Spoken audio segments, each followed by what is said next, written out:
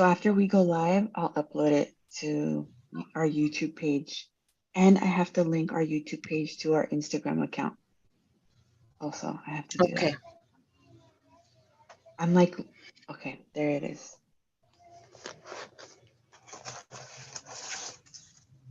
All right, we're live. Hello, everyone. Hi, everybody. You guys don't know the lengths that we have had to go to get here today. Yes, But we did it. We're here. we are here and we're ready. Yes. Okay. So today we're just going to give you a brief overview of what the Mental Moms podcast is. My name is Okairi, I'm Areli. and we are two mental moms. um, so, so we are essentially starting this podcast because we became mothers around the same time. But prior to that, we've been friends for what, like 20 plus years? Literally, yep. Yeah, we've been friends for so long. And so I think during the time that we both became moms, there were so many changes kind of going on in both of our lives where we just kind of really reconnected on a deeper level. Like instead of like, people are like, oh, I had friends and like all of my friends like disappeared. Like I feel all of my old friends came back to me because we all kind of became moms around the same time. So I don't know. I feel like we kind of started these like first we started with IG lives because we just wanted to talk about our process, like it was really that simple. We were talking all the time, we were texting all the time, and we think we're so funny. So I think we just were like, hey, why don't we like do something more public? And then, I've known Aurelie for so long, she's known me for so long, and I feel like we both have like interesting enough backgrounds where maybe people can relate to our stories and people can relate to our struggles and our triumphs and our friendship and everything from A to Z. And so began the Mental Moms podcast. And really, it's a community of moms, but anybody who can feel connected to, talking about mental health, what it's like to raise another human being, but also to, want better relationships with your family and your friends and your partners. And then just be like a person that wants to leave a mark on this world. I don't know. I mean maybe that's really broad range and as we continue it'll like hone down. But for now I think we're just two moms that are nuts trying to figure it out and we use each other and we laugh at things and hardships and you know um I mean even over the last 6 months there have been tremendous amounts of changes. I feel like in the collective world, like everybody's kind of going through so many changes. So we were just like, let's just go for it because that's kind of who we are. Right. Um, we just kind of go for it, go big or go home. So here we are We're on going YouTube. big. Yay. We're going big, yay. So today we kind of just we wanted to give an overview of what the podcast is about. If anybody ever has topics that y'all want us to talk about, we always bring something to talk about like every week. And so, over the last few months, we've really been focusing kind of on your story, Aurelie. And Right. so I know I've talked more than enough for this intro. And so we have a limited amount of time today, but as we continue to go forward with these lives, we want you all to get to know us, who we are, what we're about. Like I said, our life, our stories, our triumphs, our downfalls, and how we're trying to pick ourselves up. Because I think Aurelie and I think you'll agree, like life is fucked us up, like most people. But we've always gotten up and wanted to be better. Like I feel like you and I have that in common where we just want to continue to grow, you Right. know? And sometimes growth is really hard and sometimes we have to take accountability for ourselves and even in friendship, like you asked me like what do you think about this? I'm like, look, this is what I think. And I feel like I could ask you and you'd be like, girl, this is what I think. And so it's not always easy to hear an outside perspective or the truth, but I mean, that's what helps us grow, you know? Right, exactly. Yeah. So, But yes. that's, yeah, basically my journey right now is I recently became a single, not even recently, because it's been 3 months Wow, really? that have flown by. They really, Um, it's because you dropped some dead weight. right, right. And just like you said, you take accountability and you become better. You grow Yeah. from your experiences. Like, I really want to say, at the beginning it was really scary, but I can honestly say right now it's kind of exciting, and still scary, but not in the sense that like, oh my god, what am I going to do. It's just in the sense that I'm a working mom now, single mom, and I'm about to start school. So I'm scared. How am I going to be a full-time mom, go to school, and have a job? Yeah. it's it's kind of scary, but this is where it actually begins. This Right. is That's where the where story actually like the exactly. And I really can appreciate you saying that because I feel like the breakup and like the finality of that situation and then you moving homes and you kind of gathering yourself, that's like the prequel, right, right? To the story. And so I love that you say it's both exciting but scary because I mean, like sometimes when people are like, I have butterflies in my stomach, and it's like, I can't tell if I'm scared or if I'm excited. It's right. kind of because it's kind of it's such a similar feeling of like, well, I'm about to jump off this bridge. And one, it's really like thrilling because it's like, whoa. But then Right, also, I'm jumping off of a cliff right now. right. And I can't swim. Both Oh, both in the really? hypothetic and in reality, I can't swim, but we're gonna try to You're get out. learning. You Yes, have a life vest this time around. right. That's the difference, right? Like with all of the life growth, like now you're saying, "Oh, I have a life vest now because I can't swim. I need to learn. And I without need to it, get I'll just drown." Because I mean, right. as you guys continue to like know us, you'll learn about Aureli's background and like everything she's gone through as well as I. And it's been a lot in different ways. Um, and I just love that analogy of like, I'm jumping off this cliff onto the water and I don't know how to swim. So I got myself a life jacket this time around. But we're gonna do it. It's funny. My mom the other day, I don't know what we were talking about. Something not even that serious. I don't know what it was. I think it was about buying her car needed a battery, right? Okay. And she knew it was low, but she was like, "Look, we got to go to the store." And I was like, "Why don't we just walk?" She said, "No, let's just, maybe the car will make it." And I was like, "Okay." And so her saying is always like, "Nombre sea de Dios."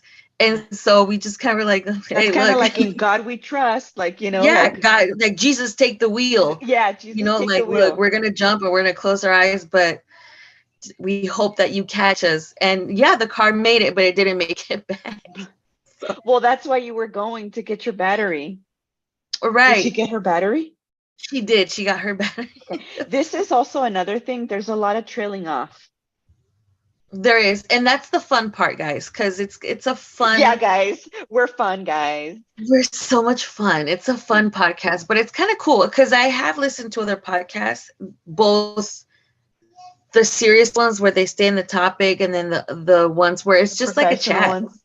Yeah. yeah, Well, I guess, or the crime ones. oh, I can't listen to a crime podcast. I have to watch. Oh, Is that really? weird? I have to No. watch. I listened to what was it? Not Dear John, Dirty John. When it first came out about the guy. Um, I don't know. I listened to one of them and I realized like I kept visualizing what they were like. We all do that, right? Like that's how we learn. But it was almost too distracting.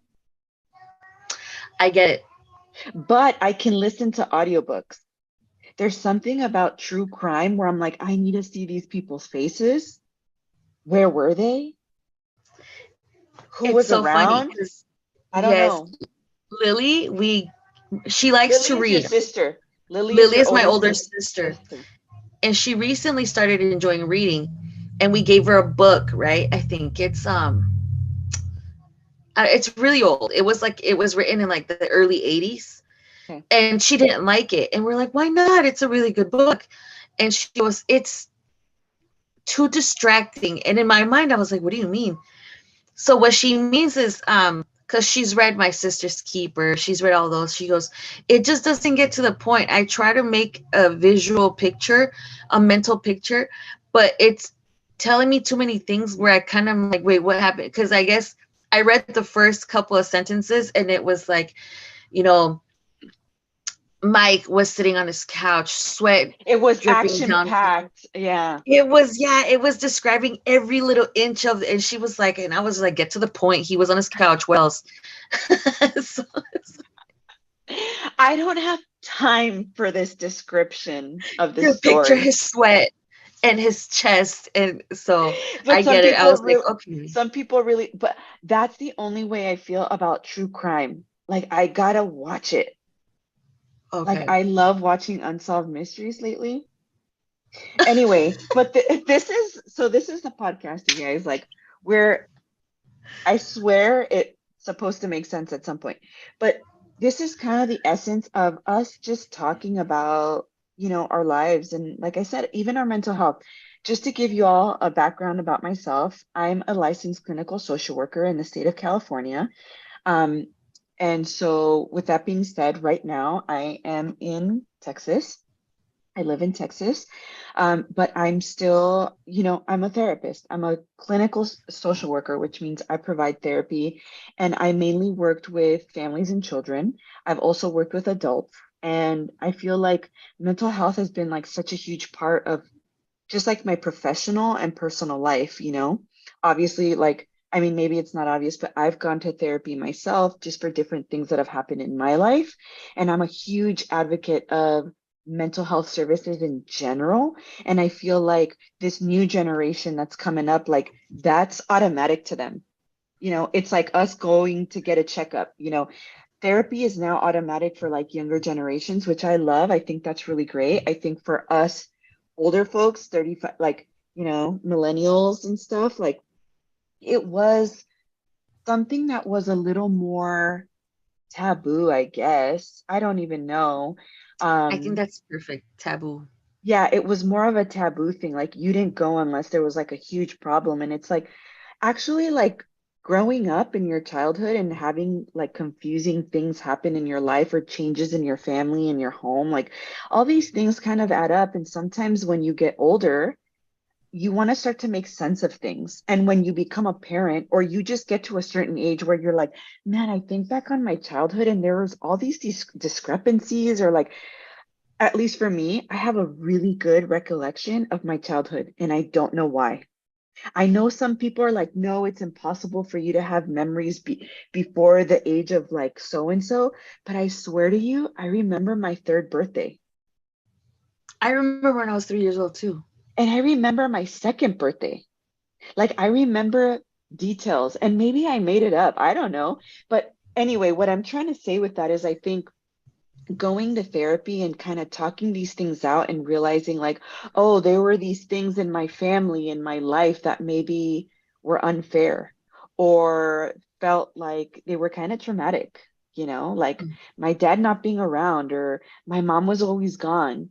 Or, I used to get yelled at all the time and now I have self-esteem issues. Like all of these things kind of they shape us into who we are as an adult. So I'm a huge component or I'm a huge like advocate of mental health services. And as of 3 years ago, I became a mom for the first time to a beautiful son. And I became a stay-at-home mom. But through becoming a mom, I learned a deeper level of myself. Like there was a deeper awareness of who and what I was and what I wanted to do in this world.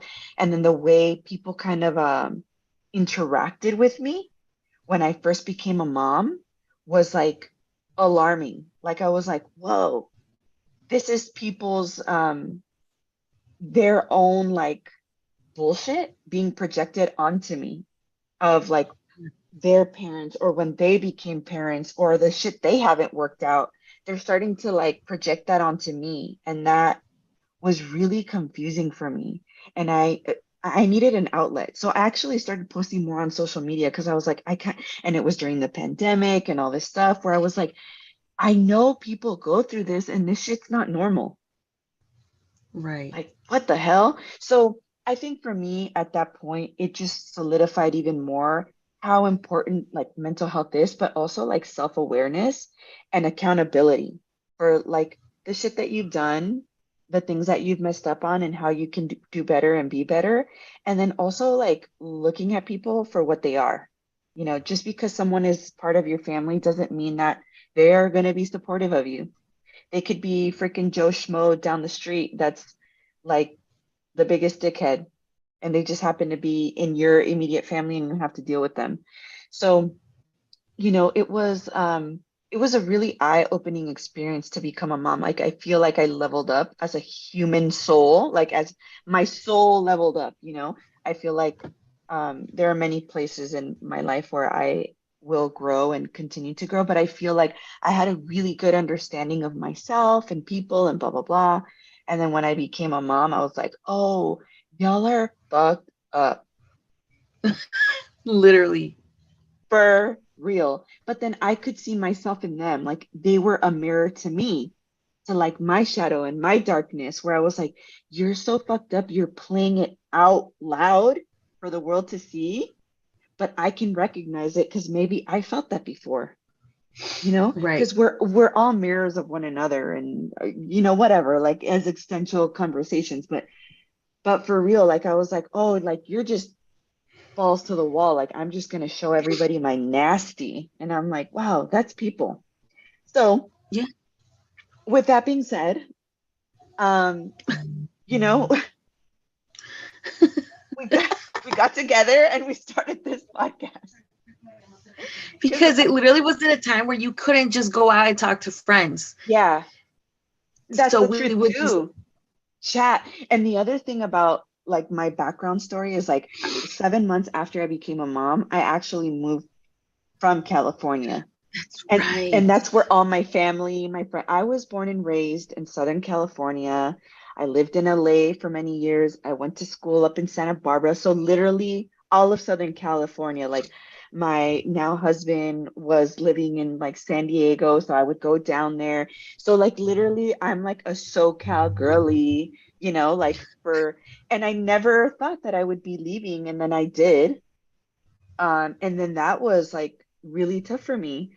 So, like you said, we couldn't just, well, in Texas, things were kind of different during the pandemic. You know, like it wasn't like California where like everything was shut down all the time, but there were still restrictions, you know, there was still restrictions. But then now I had the physical distance from all of my family and friends, and all I had was like messaging you, texting you, like it was through like Instagram Messenger, like, you know, and so I think from that, I really was like, I have to make this new environment work for myself. I can't sit in this house and like, just because I don't know anybody, like I have to reach out, like I don't feel good. And we can get into all of like postpartum and all that kind of stuff because, you know, I know Aurelie and I have both dealt with it, but Aurelie like on a different level as well, in her experiences too. So this is kind of why it all came to be. And now we're here. Yeah, just a safe place to kind of vent. Yeah. Seriously, it really was. It was just a safe place for us to be. And I've always loved my girlfriends. Like I've always felt like my girlfriends have been like my sisters, you know, like Right. I don't have a ton of friends, but the friends that I do have, like I love them very much. And you know, you're part of that. So to me it just made sense to like, hey, if I'm not feeling well, maybe this person might understand me. Right. And you know, when I got pregnant, I feel like I understood you. It's funny, when I had my son, you were pregnant with your daughter. And so, Yes. I don't know. It's just, you know, we can totally get into like our background story maybe as like friends at some point during our our YouTube live podcasting. But I know you're limited in time, Aurelie. I don't know how much more time you have. I have about 10 minutes more. 10 more Okay. minutes. Okay. So do you want to talk about our friendship, like how we came to be? Yes, actually. I don't think you remember, or do you remember me in junior high? Because we didn't become Yeah. friends until high school. Yeah. You But know in what's junior funny? high, I remember you from elementary. get out. I remember you from summer school. We wrote the book That's right. because At we did summer school because, you know, we were at Kaiser. I think it was Kaiser. Kaiser, right? Was Kaiser. It was Kaiser. I remember, so we both are bilingual. Our parents are from Mexico and we're raised here in the United States, right? We're born and raised here, essentially. Right. Um, so we were not, English is not our first language. It was Spanish. So for most kiddos in our area, we had to go to summer school because we had to learn English. And we had to be our parents' legal translators at a very early age. Yeah, so we really had to hone down English. We needed to know what was going on because a lot of we had a big role in our family quite You young. needed to know what a mortgage was. Girl, you needed to know what type 2 diabetes was and talk about insulin and carbohydrates. Okay? Yeah. Yeah, So that's how, you know, that's the it, level it was of it was grown Spanish up is our first language kind of goes. situation. Yeah. So Right. I can translate most things for y'all. If you guys You ever can need too. one. Yeah, if you ever need a I absolutely translator. can too. Yeah. But yes, I remember I don't remember elementary, but I remember junior high. In junior, I was always really awkward up until maybe high school. And in Mhm. junior high, I was just kind of like, oh, I was just there. Literally, I was just thump. I didn't Someone have just placed friends. you there. Yeah, and I was just there. But I remember I had you for PE.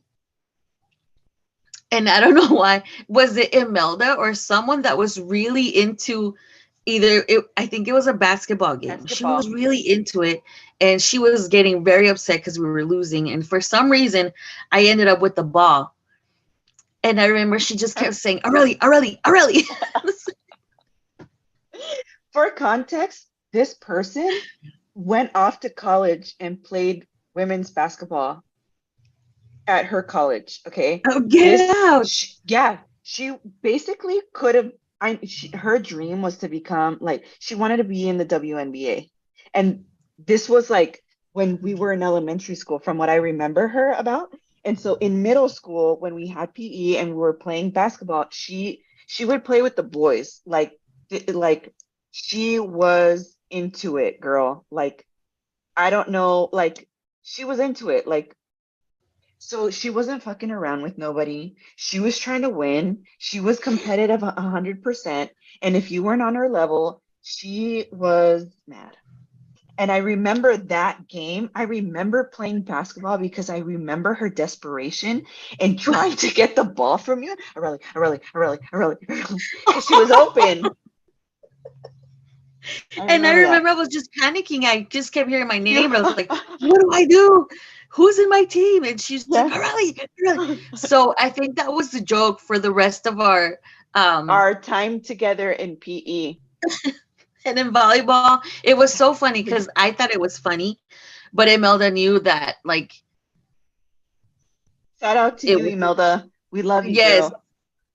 Hopefully you're still playing because you were really good. I I, remember when you beat that guy, dude, in I'm front of everyone. I'm super sure she still plays basketball like on the side for fun. I Yes. remember her goal was to like own a team, like a Maybe basketball she team. can one day. Girl, I'm sure she will one day.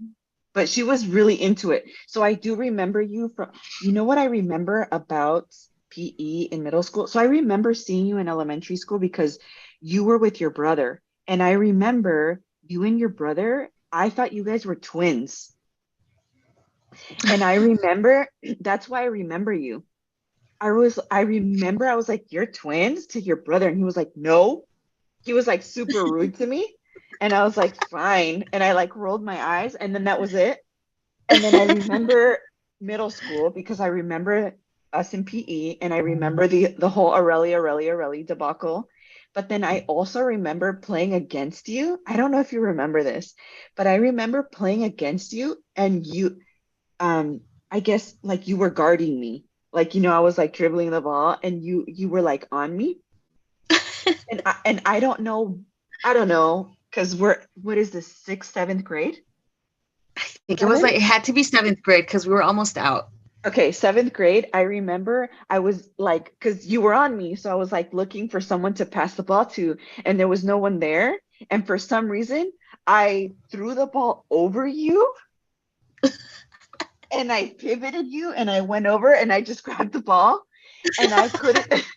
And you looked at the ball like, where are you throwing it?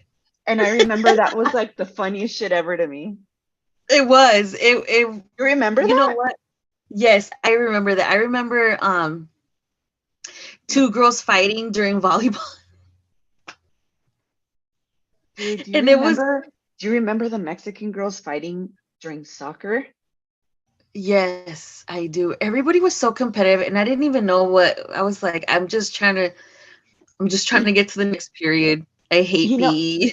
you know what? It's so funny. I remember always wanting to like do my best, but I wasn't the best. Like I knew I wasn't going to be a WNBA player or a FIFA soccer star. Like that was not my thing. So I just remember being like, damn, the girls are mad. And I don't know why. You know, fast forward to when we did cross country. I remember one of our teammates asking me if I would try out for another sport. And I Oh said, yeah, we were in cross country in high school together. And that's yes. really where our friendship really blossomed. Yes, really lunch. Oh my Oh, goodness. Okay. oh, We have there's to keep this so going next time. Yes, because yes. lunchtime was the best. We were so stupid. We're so dumb. Sometimes I talk to my husband and I reminisce like random stories that pop into my head and I just crack up and he's like, "Yeah, it's got to be an inside joke because it's really not that funny." We would literally sit in the common area just judging away. Yeah, just laughing at stupid shit that was like not even funny. Like we thought we were so funny and it was Yeah, just you and I. And it was a lot of fun. It was a lot of fun. So it we was we go fun. we go way back. We've known each other a long time. And we met in middle school and then in high school when we were both in were you in track or just cross country? I did track because I didn't want to do PE while cross country wasn't on me. Right. Do you remember scuba? Okay, so when I was in cross country and track, I was always in cross country and track, but I think I was a sophomore. Yeah, I was a sophomore, or was I a freshman? I don't know. One You of were a those, sophomore. yes. So my sophomore year, I got injured and I couldn't do cross country, or yeah, I couldn't do cross country. I couldn't be in the off season. So the PE teacher was like, "Hey, you're not running. You can't do cross country. You're gonna have to be in like PE, regular PE." And I remember I was in regular PE for like 1 week and I hated it. Like I hated it so much. I hated the stupid sports we had to play and I hated the stupid people in Yes. my class and they were fucking lazy and I just hated it. Is I think we were like really active and kind of athletic in high school and still like an active like physical person or whatever, and I disliked it so much that I remember there was a speaker that came to our class and was like, "Oh, you guys can do scuba in the school pool." Girl, I signed up. i was like I was like, "Forget y'all, I don't want to be here." And I did that and it was actually really fun. So I never really did PE. I did my scuba instructor class in the pool, but I was like, at least I'm like not with the I know the people that have to do PE because you need an elective. Yeah. And they would But drag their ass whenever we would do anything. And I was like, hurry up. I remember that's why I joined it. I was determined to join a sport because I was like, I am never doing PE again. Also, And you get it's sweaty in the middle of the day and then you got to go back to your classes. Like, what the hell is that? right. No, that's gross. And then they make you run a mile that they didn't even Oh, like prepare you that. for under a certain amount of minutes. You're like, I can't. You're like, I've Holy. literally never had training for this. I didn't even Right. know about it till this I've week. never had to run a mile. I can walk, Yeah, no but one's who taught runs me to miles? run long distances. And then you're going to yell at me because it took me 15 minutes. I'm 11. I'm 11 years Sorry. old. Is that your sister? Right. So that's why I did PE, A mile. cross country. But I did try out, little secret, I did try out for like 3 sports that I sucked. So I was like, well, let's try to run. And that's why one of my teammates was like, would you want to try out for something else? And I said, girl, the reason why I'm here is because I can't I dribble can't a do ball nothing else. or catch a ball or throw a ball. I can't. So And I don't know what golf is. I know what it is, but I wouldn't know how to play it. Remember remember we had 10? golf? Yeah, and remember tennis? We had tennis. Oh, tennis too, yeah. Yeah, yeah. That was crazy because they weren't that popular, but they But had it a was team. still going. Yeah, Yeah. totally. I was in middle school, I was like in softball and I was in track and like I did basketball too.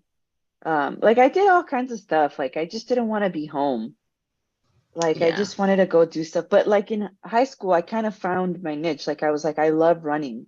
I love being like alone, like with my own thoughts, but like physically being able to like do so. Like I would just really get in the zone. Yeah, and I would get that runner's high. Me too, yes. Yeah, And I actually really enjoy it. I eventually want to get back to it because it really was kind of, you it know was how people say therapeutic. when I'm feeling stressed, I go for Yeah, a walk or yeah. that was my de-stressor back then. Me too. I remember, you're a girl, you're in high school, you got a lot of feelings, a lot of emotions. I remember using cross country time to just really like really hone in on what I was feeling and like literally burn it off. And Yeah. it was really helpful for me. I feel like cross country and track actually really saved me from probably doing a lot of stupid bullshit because it kept me disciplined. And I think that's something that now as an adult, like I really value just because I like doing a bunch of different things and like I think we're both similar in the sense where you're like we're kind of always like doing something with ourselves and our lives and just being active.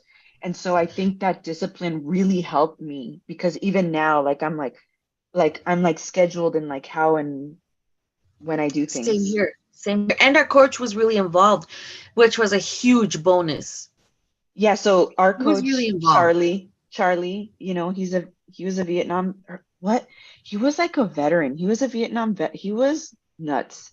I think when I think about it now, I'm like, he's nuts, but he was very involved. He was an awesome coach. He was kind of like our pseudo dad for like these 50 Mexican kids that he just drove around everywhere all the time. And then his family was really involved, his wife Sylvia and his children, Michael, Carrie, and like Stefan and, you know, Johan, like all of his family was like really involved with us. And I think that was actually a big blessing for us It because we really were was. always gone from home, like during cross country and track. And they kind of brought that sense of like family everywhere where they went. So that was actually, that was really great for us. And then we got to know each other. And I mean, there's just countless stupid ass stories that we can say that we just had a lot of fun together. And then life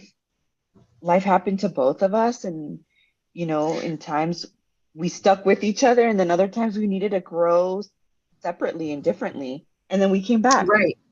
Yeah.